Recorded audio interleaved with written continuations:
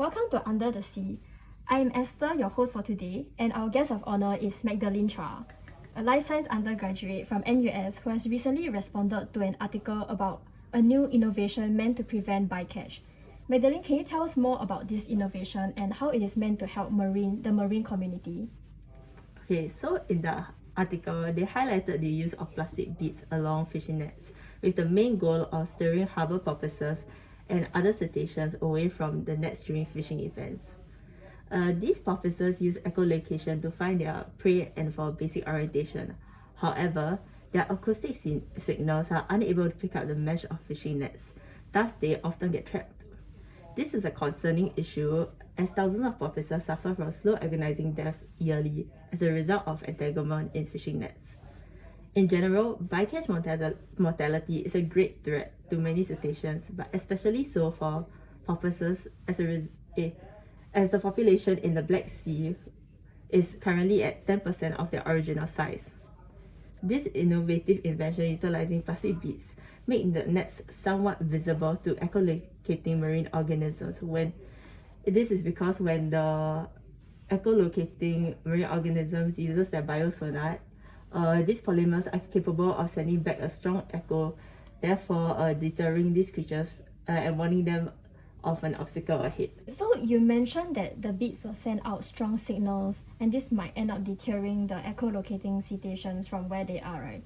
So based on my own understanding, the marine soundscape is a very sensitive area and there are a lot of vocalizing animals apart from charismatic echolocating mammals. They rely on vocalization to communicate with their conspecifics and other species. So what I think could possibly happen is that when the beats send out these strong signals, it might actually disrupt meaningful acoustic communication between a species and its conspecific. Do you think that could be what is happening? I think it's very possible. Like what you mentioned, many marine species rely on sound signaling to communicate. Currently, what we know of these beads is that when they are hit by a biosonar, the polymer will send back a strong echo, warning animals that there is something ahead. But it is possible that the echoes might disrupt communication between marine animals as well.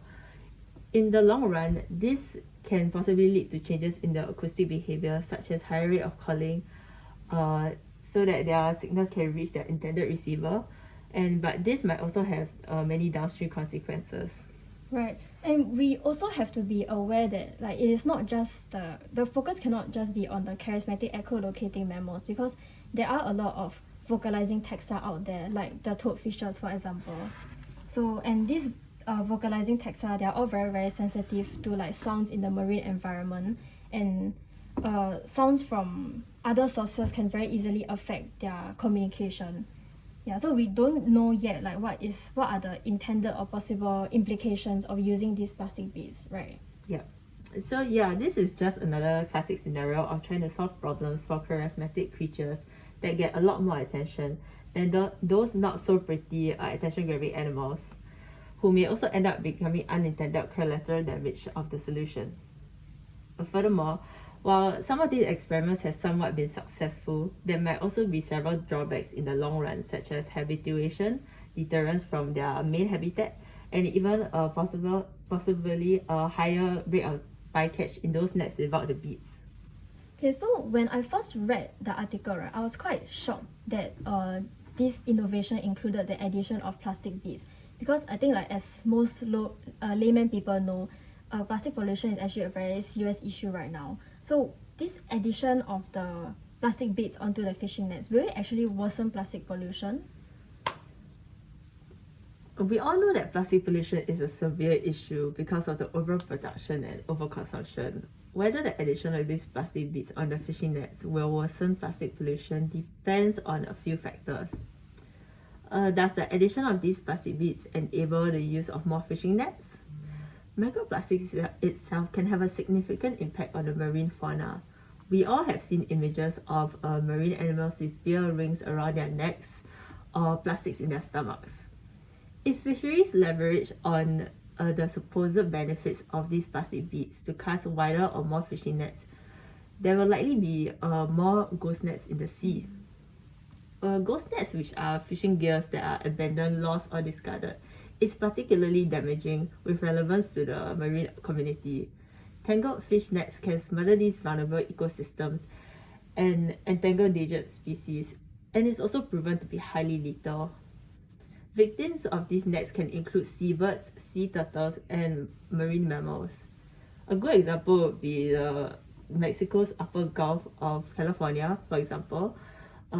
These abandoned gill nets have contributed to driving the Vancouver porpoises to the brink of extinction, as reported by the WWF. Thus, these ghost gills do present alarming concerns to the marine community. While the addition of these plastic beads aim to protect cetaceans when the nets are in use, I am rather concerned regarding the aftermath of these nets and its contribution to the problem of plastic pollution, especially since ghost gills itself already present a major issue to begin with. The second major concern was regarding how these beads itself can contribute to the plastic cycle in the ocean. Aside from macro plastic pollution, we often dismiss the idea of microplastics. Out of sight, out of mind. Microplastics have considerable effects on aquatic creatures. Ingestion of these plastics can cause blockages in their digestive tracts, alter feeding behavior, and reduce their urge to eat. Most of them die as a result of starvation, but if they do survive, the combination of these effects can lead to a reduction in their growth and reproductive output as well. There is also a possibility of bioaccumulation in the marine food web. There have been many reports showcasing the uptake of microplastic amongst organisms near the bottom of the food chain, such as filter-feeding zooplanktons, whereby some of these zooplanktons were observed to retain microplastics within their systems for up to 7 days.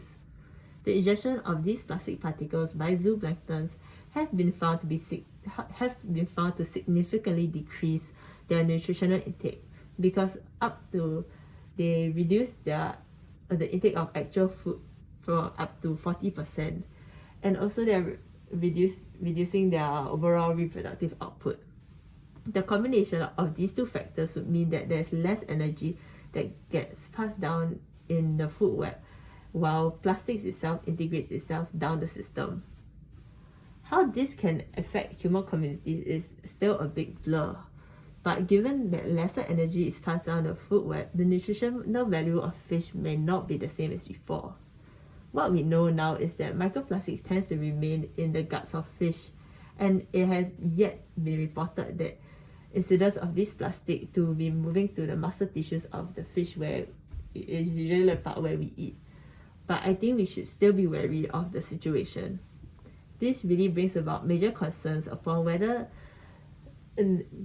brings about great concern as to whether like these plastics in the waste in the ocean, and like whether give me doubts about whether this addition of plastic beads is a good idea. It seems to me like while the plastic beads innovation is meant to protect echolocating mammals like cetaceans, there's still harm done to other groups of animals and potentially us humans based on what you said just now, bioaccumulation in the food web. I noticed that this problem seems to be present in quite a lot of conservation efforts. In trying to protect one group of animals, the implications on other species is actually neglected or ignored. How do you think conservation or protection efforts should be better planned? Should one community be prioritized over the other?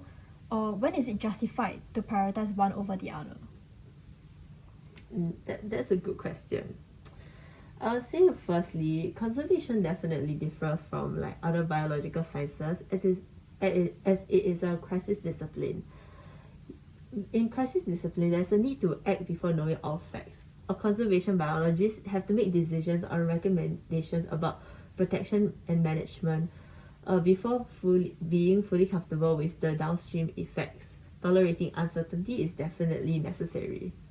In the case of these plastic beads, we can easily observe the urgency of the issue because only 10% of the original population in the Black Sea remains. Is there still time to consider waiting before calling for action? Does the simple addition of plastic beads need to be carefully considered before it is used? While the issue of plastic pollution is a big concern, it is arguably not as prevalent as the immediate impacts of cetacean bycatch. Furthermore, the effects of other vocalizing marine species are only potential. Should we disregard this innovation and benefits that it can offer? And how can we move forward with conservation solution if there are so many implications to consider, some of which we may not even be able to predict? There is no clear-cut answer to this. Every stakeholder has different priorities. If I were to ask you which is more important, doing your assignment or studying for a test, your answer can differ from mine easily. Whether or not one community has a priority over another isn't something that can be determined easily. There has to be careful consideration as to which one takes precedence over the other at the point of time. Conservation efforts are very much case-by-case basis and depends heavily on the context and urgency. The important thing is to weigh the pros and cons of the solution and to consider all implications as much as possible in order to make a sound decision. Right, so most of the time there's no like right answer. It's always the best case scenario that we're hoping for, right? I wouldn't say that the idea is a bad one. I think that the article itself did a good job in terms of highlighting the positive contributions it can have on the echolocating community.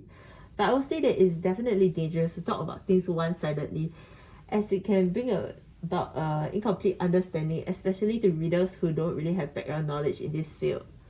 Overall, conservation is difficult to tackle as there's always a give and take. We must not be short-sighted when it comes to planning priorities and must consider things from a larger perspective in order to achieve the best outcome for the environment and wildlife. Okay, thank you Magdalene for your insightful discussion. We have reached the end of our segment. Thank you. Thank you for having me. It was a pleasure talking to you.